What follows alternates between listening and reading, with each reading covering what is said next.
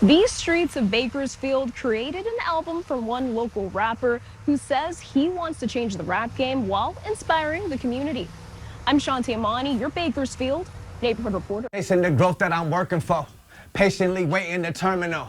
About to take off, I go vertical. That's the sound of Jovon Dangerfield in the studio turning silence into a story as he creates Inspire 2, his newest release. Bakersfield is important to me because if there's a lot of people suffering here. There's a lot of people going through it here. There's a lot of people dying here. There's a lot of people losing here. There's a lot of people that don't have money here, opportunities, jobs. With 8 songs on the track, every lyric, he tells 2 stories at once, his own and Bakersfield's.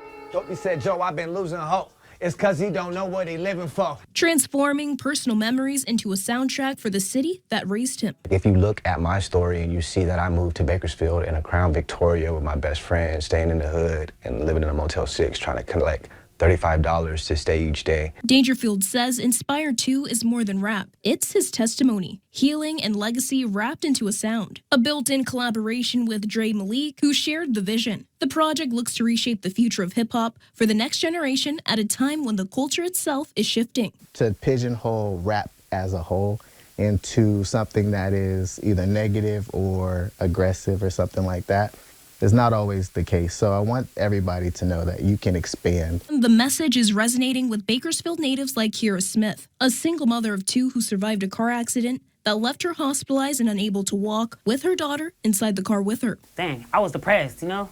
I had to pick myself up. So God, he sends different people in your corner to keep you pushing, you know. So my fire did go out, and it was just smoke. Through the album, she says she found something powerful, words that helped her reignite what she calls her inner fire. But the words, they spoke to me. Get inspired and get your fire back. That's exactly what I had to do. For Dangerfield, the impact is why he continues to step behind the booth, taking his tour across Bakersfield.